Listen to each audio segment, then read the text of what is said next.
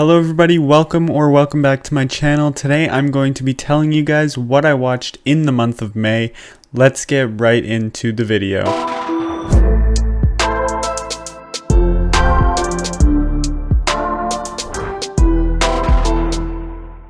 Yo, what's up guys? My name is Dominic and I am a film-based content creator here on YouTube.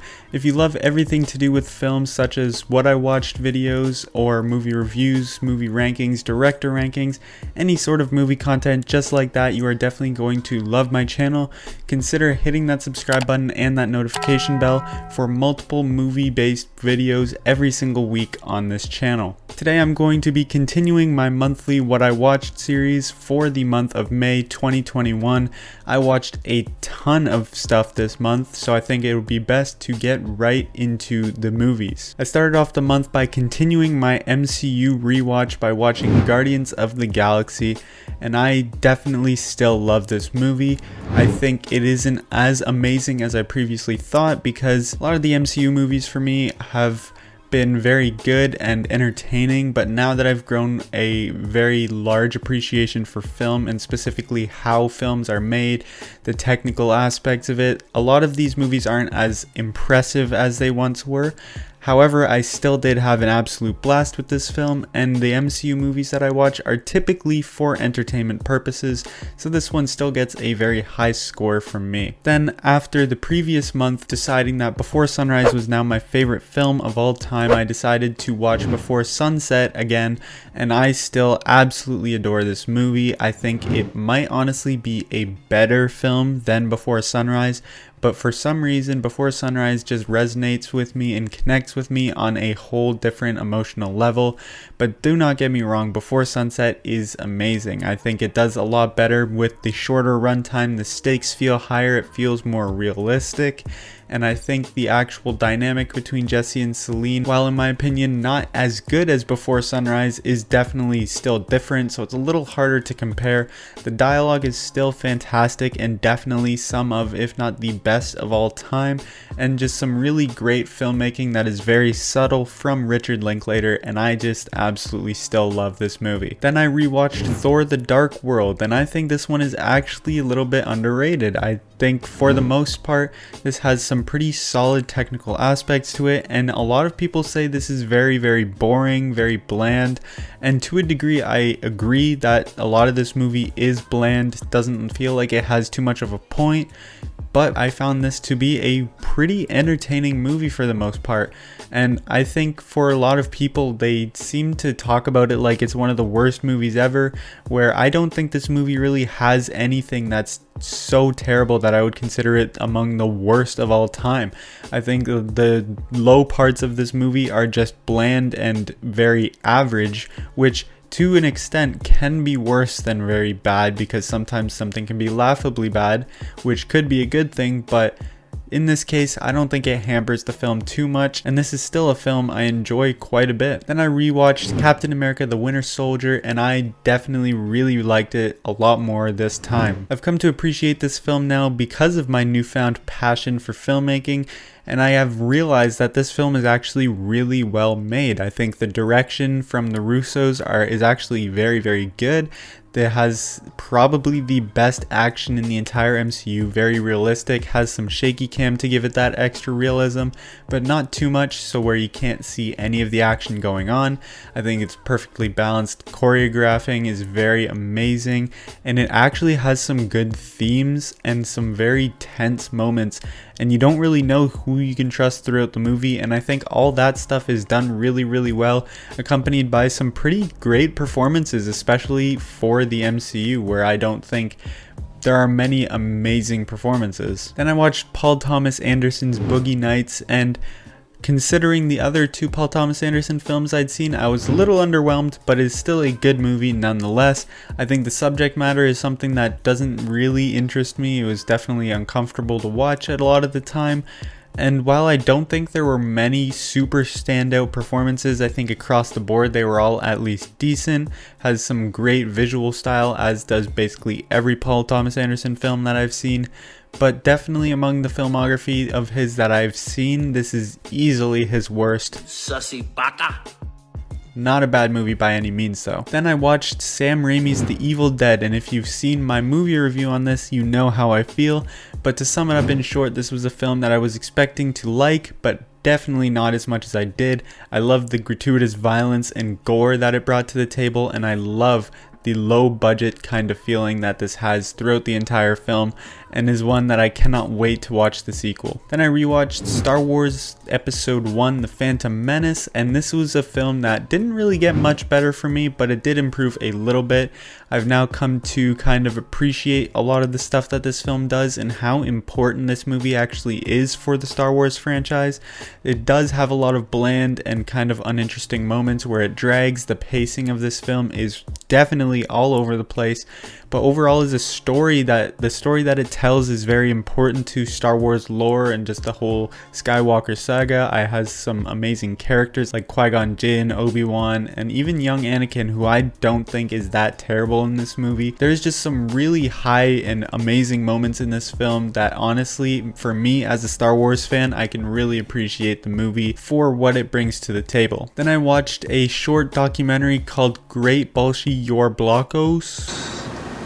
Great Bolshi Your Blockos, Making of a Clockwork Orange, because this was when I was in my kind of Clockwork Orange phase, which to be fair, I never really left. I'm always kind of thinking about that movie, but I watched this short documentary about the making of this film, and it is a very interesting documentary that not too much to say about it other than this is just something that I was interested in and I had a good time watching. So if you really like A Clockwork Orange and want to kind of learn more about the filmmaking and behind the scenes of it, I highly recommend you watch this. It's free on YouTube. Then I rewatched Avengers Age of Ultron, and this is definitely the MCU movie that I've been most disappointed by so far, because I just obviously love the Avengers movies because of the sort of team up aspect that they bring to the table.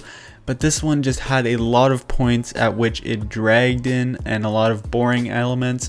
But I will say there are some things that do add to my positivity of this film, specifically Hawkeye as a character and the development they actually have for him, which I thought was really, really well done. Then I went ahead and actually rewatched the actual film A Clockwork Orange because of the documentary I watched a few days before, and it is a film that I now absolutely adore. I loved it before, but now I just have such a great appreciation for this movie. I believe it is in my top 5 or top 10 favorite movies of all time now.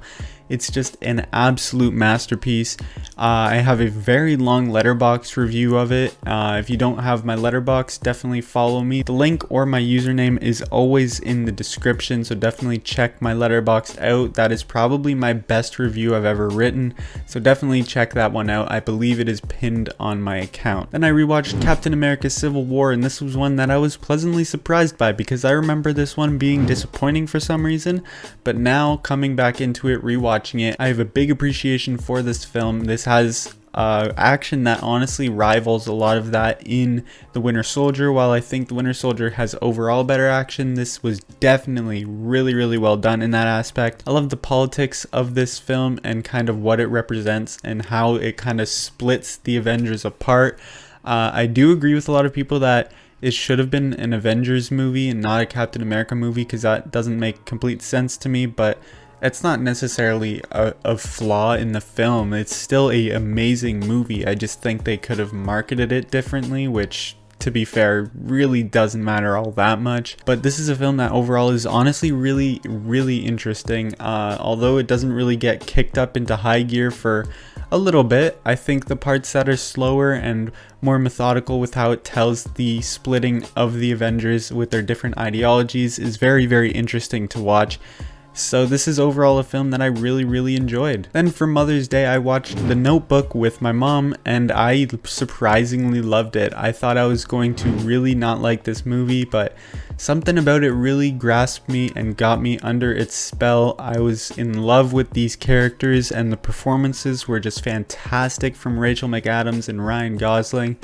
And it's just a movie that really isn't trying to tell all that much. It's just a on-the-dot romance movie, pretty cheesy, has some very basic symbolism and themes, but it's just a film that I was super invested in and really cared for all of the characters and what they were going through. So this is a film that really pleasantly surprised me and is genuinely up there with some of my favorite movies. And I rewatched Fantastic Mr. Fox because I basically have to every month.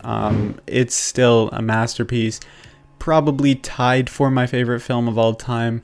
There's nothing really new I have to say about this movie anymore other than it's just absolutely fantastic. And I rewatched AntMan, and I don't have much to say about this one either, but this one is far worse. I think it is very bland, boring, pretty uninteresting, but a decent enough time for me to enjoy it enough. Then I wanted to continue Godard's filmography with Vivre sa vie, or My Life to Live. It was very, very good. It was an amazing film that I had relatively low expectations for, even though I loved Breathless from Godard and I loved his style.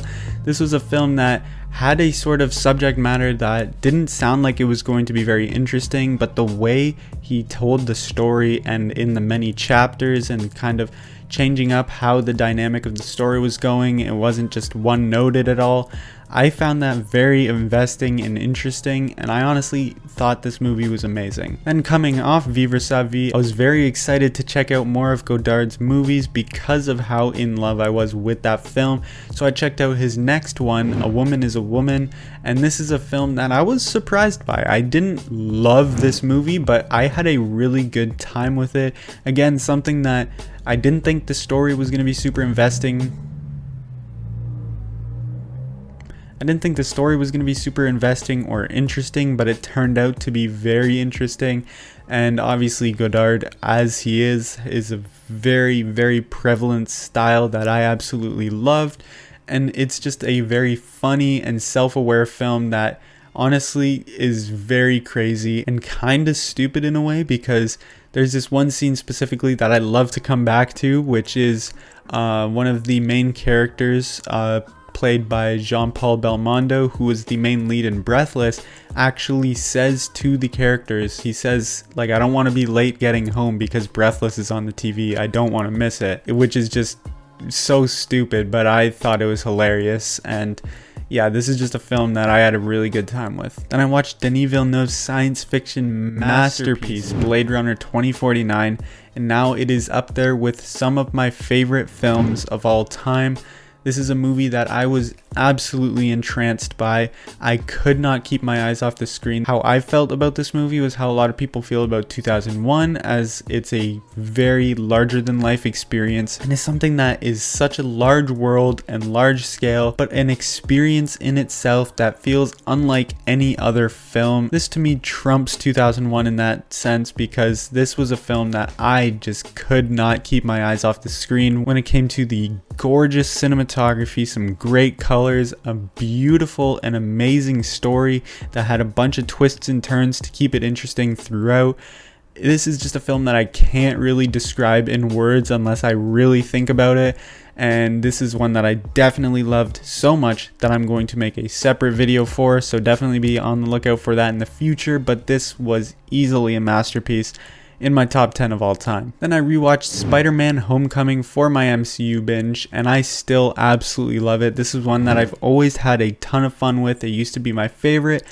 It currently still is my favorite, but we'll see what happens when I watch through the rest of Phase 3. This is just an amazing movie, super fun, exactly what I want it to do. So for that, I love it. Then right after on Disney Plus, I saw a short recommended, which is called Maggie Simpson in The Force Awakens from its nap. It's like a 3-minute short or something, and it is so stupid and crazy, but it is absolutely hilarious. I mean, I can't really rate it, but it's hilarious. I highly recommend you check it out. Then I rewatched Doctor Strange, and this is a film that I used to love a ton, and I still like it a lot. I think this has a ton of redeemable qualities. It is probably one of the more creative MCU movies in terms of visuals and story.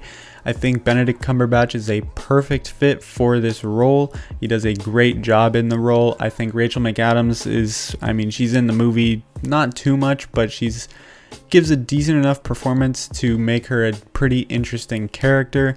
And it's just as I said, one of the more creative and I think a very thoroughly entertaining film that is definitely up there with some of my favorite MCU movies now. Then I finally got around to checking off Leon the Professional from my watch list, and I absolutely loved this movie. This is a film that blew my mind. It is very intriguing. The story is phenomenal. The screenplay is absolutely fantastic. The main performances were very, very good, especially Natalie Portman for being so young. She was amazing in this, and the direction of the film is fantastic. It is just a super entertaining movie that also has some amazing technical aspects.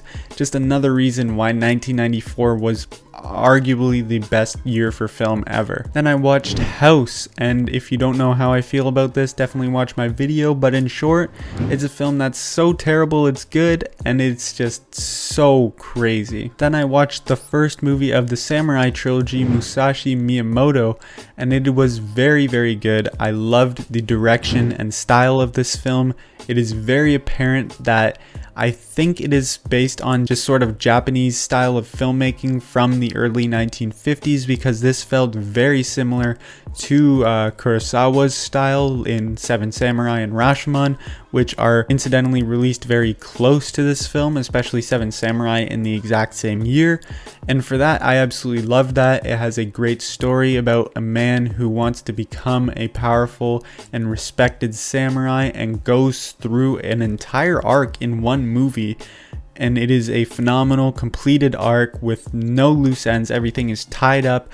He is a really amazing character. There are some other amazing supporting characters. The visuals are outstanding. The acting from Toshiro Mifune was just amazing, and I cannot wait to check out the rest of this trilogy. Then I rewatched Ferris Bueller's Day Off, and not too much to say about this movie other than it's a hilarious film that is just a ton of fun. Then I watched Come and See for the first time, and for a film that gets insane praise, it was a tiny bit disappointing, but this is still a fantastic movie that I think, technically speaking, is arguably a masterpiece.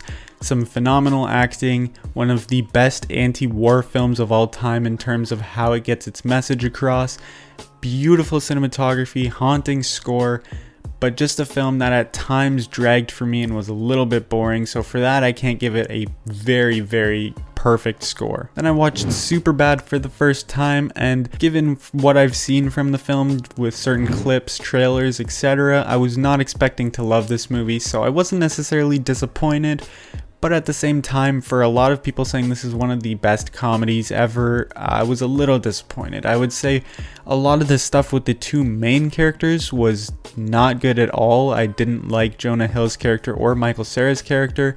I thought all the McLovin stuff was hilarious, and I thought all the stuff with Bill Hader and Seth Rogen as the cops were just absolutely gut-bustingly hilarious, which was actually a good thing that they spent more time than I thought they were going to with those characters. But still, I would say more than half of the movie is with the characters that I don't like, so for that it was a little bit disappointing. Then I rewatched Black Panther, another one that I think I like more than a lot of people in terms of MCU movies, and I still really, really love this movie. I think Chadwick Boseman, may he rest in peace, gives a fantastic performance with the character he's given. I think people don't give enough credit to T'Challa as a character in this movie, because I think he actually goes through a lot of stuff. He goes through a proper arc in this movie. Killmonger is a great villain. Michael B. Jordan gives a great performance. Visually speaking, I think a lot of the stuff in Wakanda is beautiful. Not crazy visually, but it's still very good, besides the CGI in that third act / last battle. But just a film that's thoroughly entertaining, phenomenal soundtrack, and just a very, very entertaining film that I really still love. Then I watched the first episode of a new show starring Lily James called The Pursuit of Love. I only watched this because it's starring Lily James. She was fantastic in it, and it actually was a pretty entertaining show. I think the premise of it was not super interesting. As I said, I watched it because Lily James is in it, but I was honestly surprised by it, and it was pretty entertaining. Has some hints of Wes Anderson's style, just a pretty entertaining show overall. Then I watched the Criterion Special Edition visual essay for Monsieur Hulot's holiday called Clear Skies Light Breeze, and it kind of goes in depth about Tati's filmography, Monsieur Hulot as a character, a bunch of the behind the scenes for the film. As someone who is a massive Tati fan and someone who loves this movie, this was a really interesting watch for me, and thankfully I have the Criterion Jacques Tati collection, so I can watch a bunch of these behind the scenes essays and stuff about the history and behind the scenes of these films. It was just something that I really enjoyed. Then I watched the first film of the Apu trilogy called Panther Panchali, and it was definitely a little disappointing because given the praise it gets, being hailed as one of the better trilogies of all time, I went into this with probably too high of hopes, and I came out a little bit disappointed, but I will say I'm optimistic for the rest of the trilogy because the things that I didn't like about the film had to do with the story and how much they fit into the runtime, because a lot of it felt very slow paced and boring, like not a lot was happening.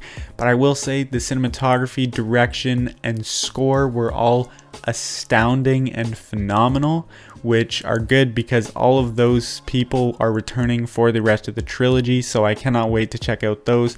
Hopefully they have a little bit of a more investing story than this one. Then I watched Legally Blonde. This was one that I was skeptical going in, but coming out I have now one of my new favorite comedies of all time.